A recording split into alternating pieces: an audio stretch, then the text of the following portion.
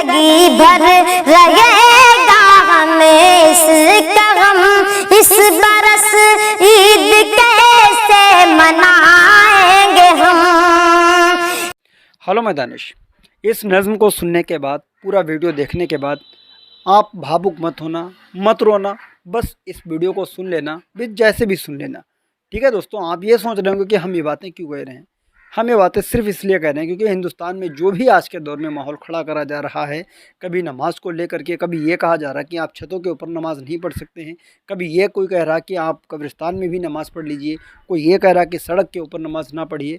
खैर, सब कुछ अपने दिमाग में रखिएगा। हिंदुस्तान में जो भी हालात तैयार किए जा रहे हों, वो सारा मंजर अपने दिमाग में रखिएगा।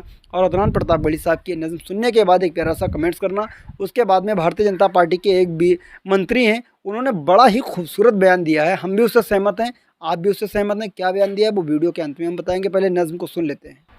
दूर मस्जिद से होने का बेहद है गम, दूर मस्जिद से होने का बेहद है गम। इस बरस ईद कैसे मनाएंगे हम। कैसे कपड़े बनाएगा अब के कोई, कैसे खुशियाँ मनाएगा अब के कोई। हर बशर गम में यारो बहुत चूर गए, घर से बाहर न जाएगा अब के कोई। इस वबा से निकलने लगे सब के दम। इस बरस ईद कैसे मनाएंगे हम। मस्जिदों में नमाजों को जा ना सके, अपने रूठे खुदा को मना ना सके। इतने बेबस हैं हम, इतने मजबूर हैं, एक जुमा तक भी हम कर अदा ना सके। जिंदगी भर रहेगा हमें इसका गम। इस बरस ईद कैसे मनाएंगे हम। इस खुशी को हमेशा मनाते रहे, और सेवैयां भी खाते खिलाते रहे। जाते थे घूमने दोस्तों के यहाँ, हम भी घर दोस्तों को बुलाते रहे। इस कोरोना ने ढाया ऐसा सितम। इस बरस ईद कैसे मनाएंगे हम। बच्चे बूढ़े जवान सब ही मजबूर गए, जान कितने घरों से बहुत दूर हैं। ऐ खुदा हर किसी की मदद कीजिए, भूखे लाखों यहाँ आज मजदूर गए। पास में ना है ज़र और ना है रकम। इस बरस ईद कैसे मनाएंगे हम। अपनी गलती की हमको मिली है सजा, आज नाराज़ गए हमसे यारो खुदा। आज नाराज़ गए हमसे यारो खुदा। नाम सुनकर के जिसका सभी डर रहे, सारे आलम में फैली ऐसी वबा। सोचते सोचते सबकी आंखें हैं नम। इस बरस ईद कैसे मनाएंगे हम।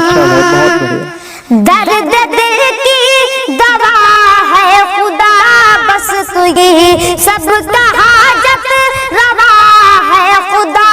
बस तू ही सुन ले दिल की सदा, खत्म कर दे वबा का मुश्किल कुशा है खुदा। बस तू ही हम गुनहगारों पे कर दे अपना करम। इस बरस ईद कैसे मनाएंगे मस्जिद से होने का बेहद है हम, इस बरस ईद कैसे। दोस्तों, इस वीडियो को देखने के बाद, इस नज़्म को सुनने के बाद आप क्या कहना चाहेंगे? दरअसल ये नज़्म जो थी अदनान प्रताप गढ़ी साहब ने उस दौर में पढ़ी थी जब लॉकडाउन पूरे देश में लगा था, जब उस दौर में हम लोग नमाज़ भी नहीं अदा करने जा पा रहे थे, मस्जिद में जुमे की नमाज़ भी अदा करने नहीं जा पा रहे थे। और उस दौर में कोई भी नमाज़ नहीं, हम लोग यहाँ तक अपने एक दूसरे के गले भी नहीं लग सकते थे। जिस तरीके से ईद मनाई गई थी, हाथ भी नहीं मिला पाते थे, बस सलाम कर लेते थे और दूर से ही मुलाकात हो जाती थी। एक ऐसा दौर था जब लोगों की सांसों के ऊपर पाबंदियां कर दी गई थी, यानी कि जिससे लॉकडाउन के नाम से भी कह सकते हैं।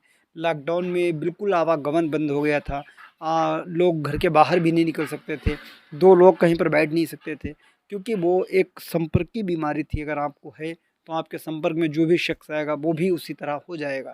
तो इस तरीके से इस वीडियो को देखने के बाद हमने एक जैसे कि कहा था कि भारतीय जनता पार्टी के एक मंत्री जी हैं चिराग पासवान जी, उनका एक बहुत ही खूबसूरत बयान आया है। हमने भी उस बयान की तारीफ़ की है। आप भी जब उस वीडियो को देखेंगे जाकर के तो आप भी उसकी तारीफ़ करेंगे उस वीडियो की। जी हाँ दोस्तों, उन्होंने कहा है कि जिस तरीके से मीडिया साहब ने उनसे पूछा, मीडिया कर्मी ने, कि जिस तरीके से देश में एक माहौल तैयार किया जा रहा, कोई नमाज को लेकर के कभी कोई कह रहा, कभी कोई कह रहा, कुछ भी कह रहा, इस पर आप क्या कहेंगे? तो उन्होंने कहा है कि इस बात को लेकर के जो भी ऐसा बयान दे रहे हैं, मैं उनके बयान से सहमत नहीं हूँ और मैं एक पढ़ा लिखा इंसान हूँ, ऐसा वो कह रहे हैं। उन्होंने कहा कि मैं एक पढ़ा लिखा इंसान हूँ, देश में जो भी ऐसा कुछ बोल रहा वो गलत बोल रहे हैं। इससे पहले भी ईद हो रही थी, इससे पहले नमाज़ें हो रही थी, सारे त्यौहार मनाए जा रहे थे, सब कुछ ठीक ठाक हो रहा था। लेकिन आजकल ये लोग जो हैं वो ऐसे जो बयान दे रहे हैं वो निहायत ही गलत हैं। तो सामने मीडिया कर्मी ने उनसे कहा है कि अगर निहायत गलत हैं वो तो आपकी पार्टी के हैं लोग। तो इसका जवाब पासवान जी ये देते हैं, मंत्री जी ये देते हैं, कहते हैं हाँ तभी तो मैं कह रहा हूँ कि मैं उनकी बात से सहमत नहीं हूँ। भले से वो मेरी बात से सहमत हों या ना हो, हमें इससे कोई मतलब नहीं, लेकिन मैं उनकी बात से सहमत नहीं हूँ, क्योंकि वो लोग गलत बोलते हैं, उल्टा बोलते हैं, देश की भावनाओं को या देश में नफ़रत फैलाने का काम करते हैं। तो आप पासवान जी की बात से सहमत हैं? मैं तो बहुत सहमत हूँ। आप क्या सहमत हैं या नहीं, कमेंट्स करके ज़रूर बताएं। मिलते हैं किसी और वीडियो के साथ, दुआ में याद रखना। जय हिंद।